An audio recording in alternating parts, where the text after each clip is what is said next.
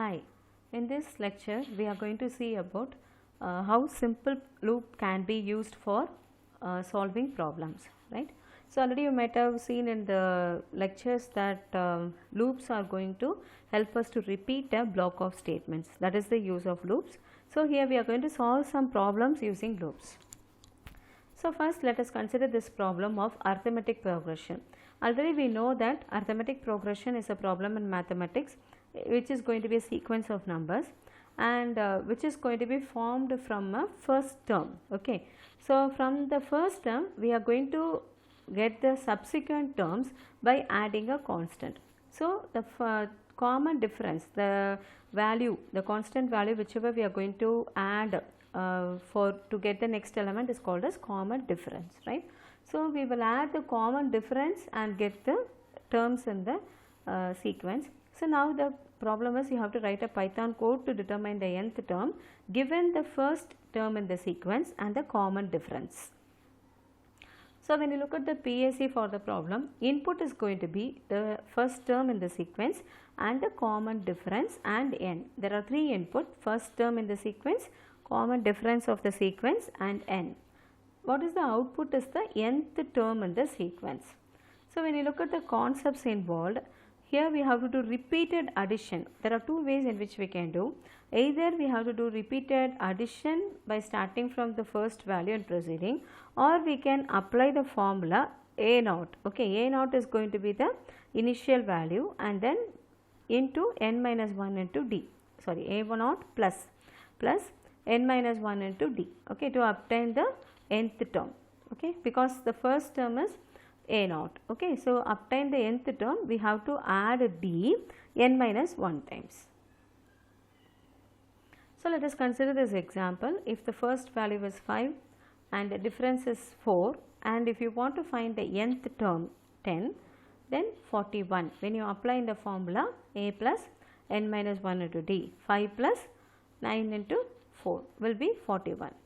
And similarly, when you have the next sequence that starts from 3, okay, that starts from 3 and the difference is 2 and you want to find the 50th term, when you apply the formula then you will get 49 into 2, 98 plus 3, 101.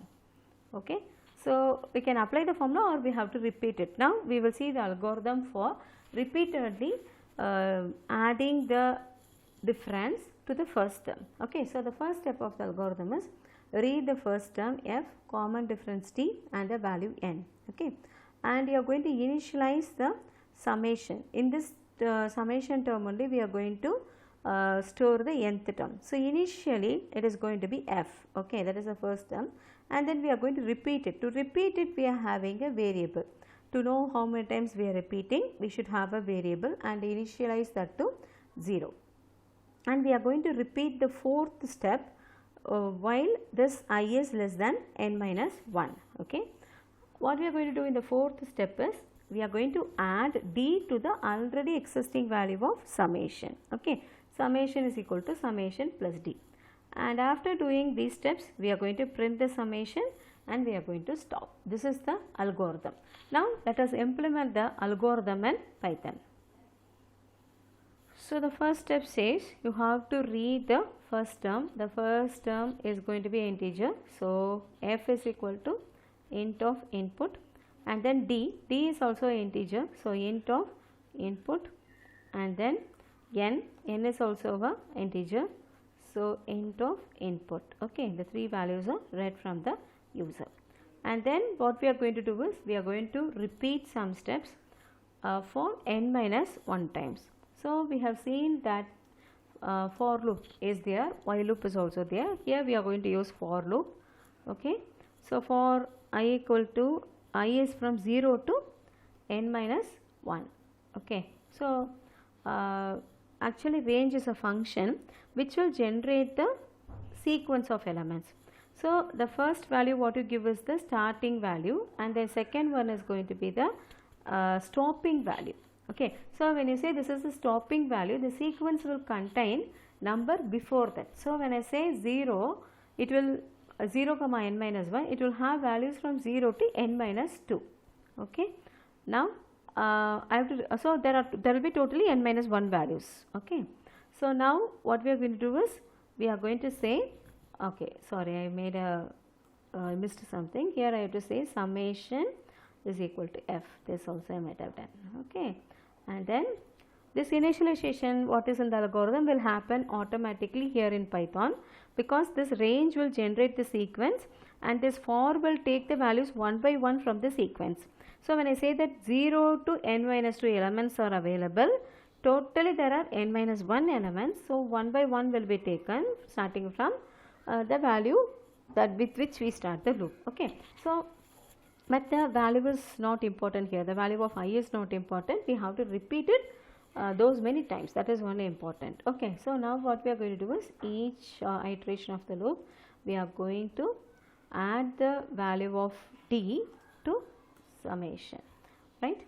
And then we are going to print. See, indentation is very important when we are going to work with loop also. We have to keep this colon. So when you keep the colon, when you are working with IDEs like this, then it will automatically understand that it is going to be a block of code is going to follow. So automatically indentation will happen, right? And when you want to say that this statement is outside the loop, you have to come back. Okay, that is what we have done now. Now we are going to execute this code. So when you execute this code, the first case we saw was A is, F is 5, the first value is 5, and D is 4, right? And when you want to find the 50th term, okay, whether I gave the right input, sorry, yeah, sorry, not 50th, 10th one. Okay, so I will give again, A is 5, 4, and then I want to find the 10th element, right? So when I want to find the 10th element, it is 41.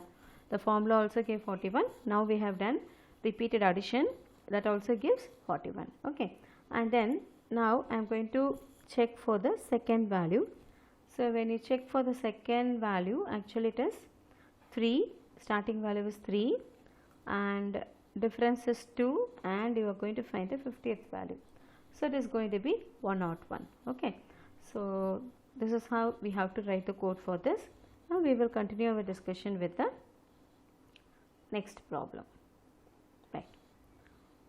So the second problem what we are going to discuss is, given a number, okay, you are going to find out whether it is prime or not. This is a very popular problem. Everyone knows the logic behind it. So we will just make a quick PSC for that. Input is going to be the number that is going to be checked, n. Output, you are going to print either prime or not prime. And when you look at the concept involved, we will say a number is prime if it is not divisible by any other number other than 1 and itself. That's what is called prime number. Okay, so you are checking, the concept involved is you are going to check if a divisor other than 1 and n exists for the number n. So let us consider the examples. When n is equal to 10, you will say that it is not prime because it is divisible by 2. That is neither 1 nor 10. Okay, next is 19. When you look at this, actually you will say it is prime. I have checked only factors till 4. Okay, so we will quickly see how we can make the solution. So you have to check whether there is a factor. When I want to check whether there is a factor, I have to check the numbers one by one from 2 and whether it is divisible, whether it is dividing the number n. I have to check that. Okay, so how far should I go? There the alternatives come. The brute force method is, we can think that I have to check up to n minus 1. So for example, if I ask whether 21 is a prime number, then you may say that I have to check from 2 to 20. Okay, of course that is right and workable. But if you consider a number like I say 1,413,000, okay, so how far should I check? Should I check up to 1,412,000? It will be a very long process, very difficult process, right? So when we make a small thinking over it, what we can understand is the highest divisor of any number will be less than or equal to n by 2. Yes, correct? Any number, because the smallest divisor is 2. So the largest divisor should be only n by 2. Maximum it should be only n by 2. So the second idea is, it's not necessary to go up to n minus 1. Instead we can stop by checking up to n minus 2, that is sufficient. Of course, good idea. Now we save lot of computation which is not required when the number is not prime particularly. Okay, and the third idea is, of course, there we have made a second idea, we have made lot of saving, but the third idea is still wiser.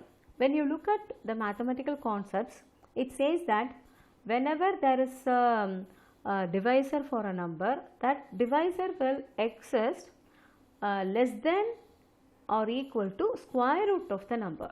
Okay, so only I said that n equal to 19. I am going to check only up to 4, because when you look at the square root of 19, it will be 4 point something, and we are going to consider only integers for checking the divisibility. So I will check only up to 4. It is not required to go beyond it. This will be the optimal solution for checking whether a number is prime or not. Okay. Now we will see the algorithm for the third idea. So what we are doing here is, we are reading the number n, and then we are having two variables now, f and l. Let me say f is equal to 2. We are going to start from 2, and l is going to be the stopping thing. So l is equal to square root of n. Okay, and we are going to repeat step 4 till f is less than or equal to l. Okay, so we are going to repeat this when f is less than or equal to l. So what we are doing in step 4 is, if n is divisible by f, we are checking whether n is divisible by f, then immediately you will say not prime. You can come to that conclusion, and you can go to step 6 where you stop the execution. Suppose n is not divisible by f, then you are going to increment the value of f, and again you are going to repeat these steps while this f is less than or equal to l. This is the idea behind the coding. Okay, so now what we can do is, we can implement in Python.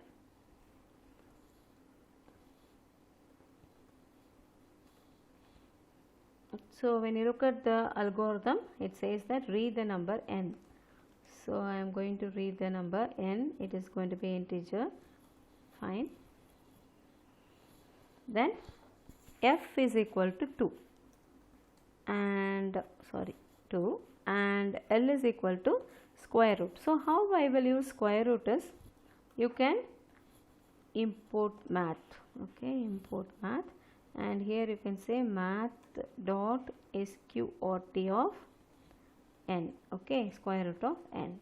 Then we are going to repeat the steps while f is less than or equal to l. So for I in range, where I have to start is from f, and I have to go up to l. So I should give the stopping value as l plus 1. I have to go till that. Okay, and what you are going to do is, you are going to check the divisibility. So if, okay, I can do if n mod f, okay, n mod I equal to 0. If I divides n, then I am going to say it is not prime. Immediately I can make this conclusion, because one number already divides it. Okay, and I need not check for the other values, because to make a conclusion that a number is prime, we need to see only one factor. So as soon as we see one factor, we can make the conclusion that it is not prime. Okay, so fine, sorry. Okay, otherwise the loop will automatically continue. We need not do anything. So range, as I told, will generate the sequence. So it will start from 2 and it will go up to square root of the number plus 1. Okay, so those many values will be there. So next it will take 3, next it will take 4, and so on. But if a number divides n, then it is going to print not prime and break, right? So after I come out, when will I say it is prime? If it was not decided that it is not prime, then only I should say, isn't it? How will I know that is? Python does a special thing, that is else for loops also. Okay, so when I write else, this else is associated with for. You have to see the indentation. Here this else is associated with the for. So what do you mean here is, this is a normal exit of the loop. Normal exit of the loop means it didn't encounter a break. Okay, the loop didn't, actually a loop can come out. We can come out of a loop by two ways. One is normal exit, where the condition will fail. Okay, other one is by break. When I use a else. The else part means that it was a normal break. I didn't encounter it was a normal exit and I didn't encounter a break.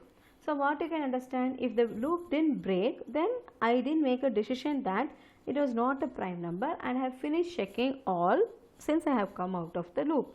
Then I can print it as prime. Okay, this is the logic and code for this problem. So when you look at it, I can give 12. Sorry. Okay, 1 minute. Yeah, I have to convert this to integer. Sorry, it was a mistake.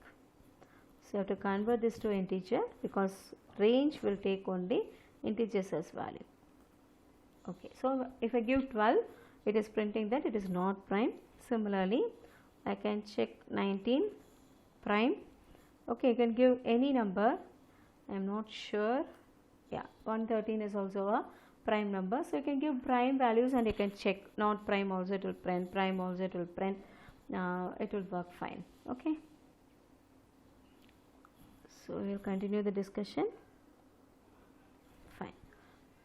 So, the third problem is, now there is a medical shop, okay, and it has got n tablets of a particular brand. So, let it be Dolo or Metazan or whatever it is. There are n tablets of a particular brand, and customers come to the shop and get some T tablets. According to their requirement, each customer gets some number of tablets. If I require 2 tablets, I am going to get 2. If I need 5, I am going to 5. Similarly, customers, as per their requirement, they are going to get some T tablets from the shop. Tablets will be given to the customer till it is getting finished. Okay. When the customer asks for number of tablets T, which is more than in hand. Okay. For example, I go to the shop. At that point of time, there are only 3 tablets. I ask for 5 tablets. Then in that case, T is greater than M. Okay, then the shop will give only M tablets. So in that case, they will inform me that I have only 3 tablets, so have this. Okay, so I will get 3 tablets given the value of N. Now the task is, this is how the things go on. Now that point is, given the value of N, write a Python code to issue tablets till it gets finished. Okay, so I do not know how many customers will come and get these n tablets, okay, because their requirement will differ. I have to write a code to know what is the value of n and read the need of some customers, some number of customers which I do not know, okay, but I have to do this till the tablets get finished and print the average number of tablets distributed. This is the task, and also they have asked you to print only 2 decimal places. We are going to solve this problem using Python. So when you look at the PAC, N and the number of tablets got by few customers. This is going to be the input. Output is going to be the average number of tablets purchased. And when you look at the concept involved, getting input till stock gets finished. This is the concept. Okay. So you have to get the input till the stock is finished and you have to find the average. This is the PAC. And when you look at this example, consider this, there are 10 tablets and this is the sequence in which customers come and get the tablets. The first customer gets 3 tablets. So 3, second customer 2, so 5 tablets are sold, third customer 2, 7 tablets are sold, 3, fourth customer, all the 10 tablets are sold. Now I have to find the average. 10 by 4 is 2.5, 2.50 maybe. I have to print 2 decimal places. Then look at this case. There are totally 35 tablets. First customer 5, second customer 4, 2. So when I add up these, I will get 11, 4th 14, 22, 5th 6th 29, 7th 32, 8th 31, 9th one, sorry, I think I missed somewhere, it will come around 37. Okay, which is greater than, when I ask for 5 or something, there will be less number, so it will give only 3. Okay, so when you look at this, when I divide it by 9, totally there are 9 customers. So when I divide 35 by 9, I will get as 3.88. The point here is the problems whatever we have solved before with the loops, and this is, in those cases we know the value of n, that is the number of times I have to loop.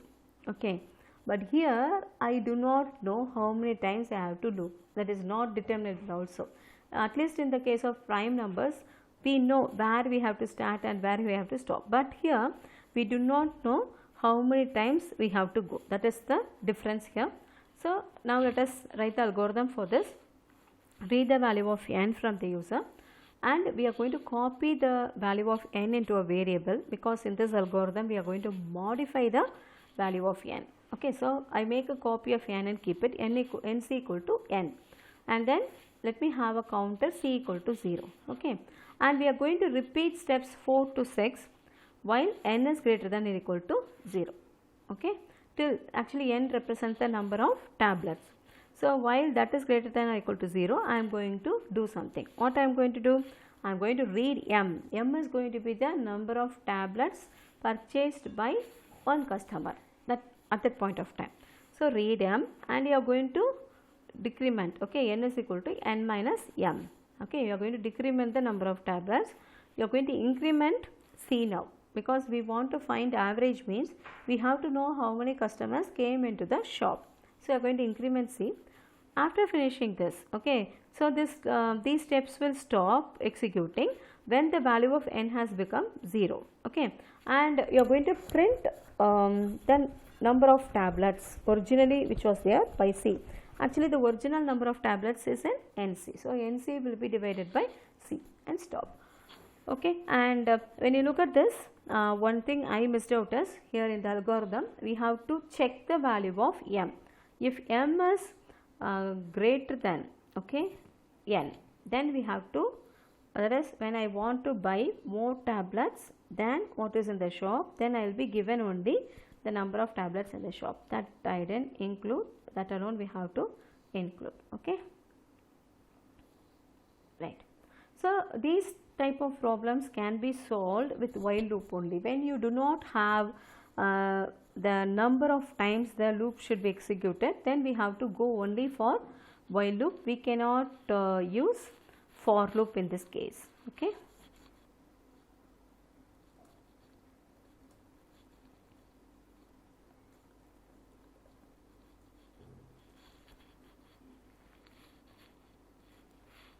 So I have to make a copy of n, then I have to say c is equal to 0. C is going to be the count that I am going to have, and I am going to use a while loop. While n is greater than or equal to 0, I am going to do this. What I am going to do? I am going to read, sorry, I am going to read the value of number of tablets required by the person. So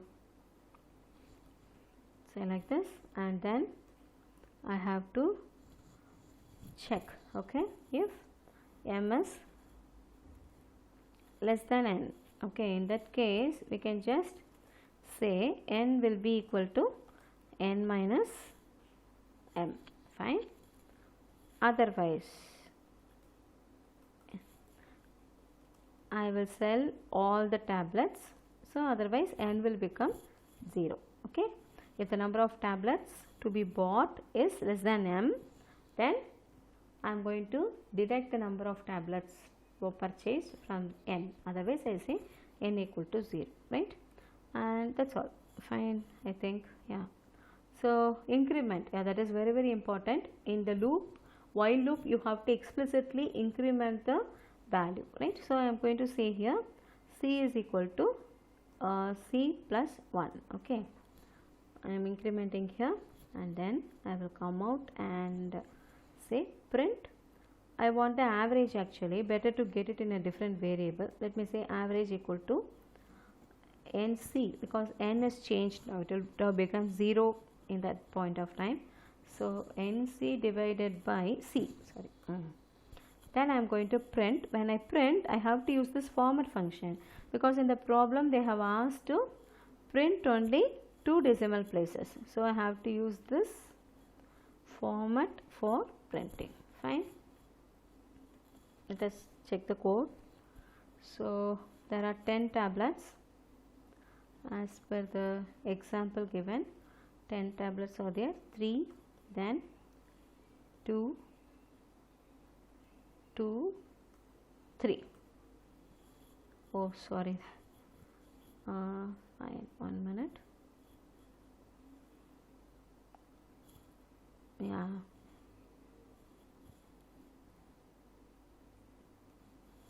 Should not get input.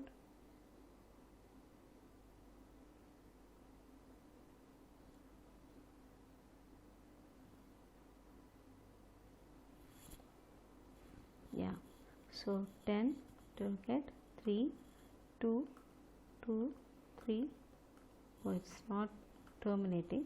Let me check. Sometimes it happens that it doesn't terminate because the terminating condition has not met. So there is a bug in this code. Let me check it.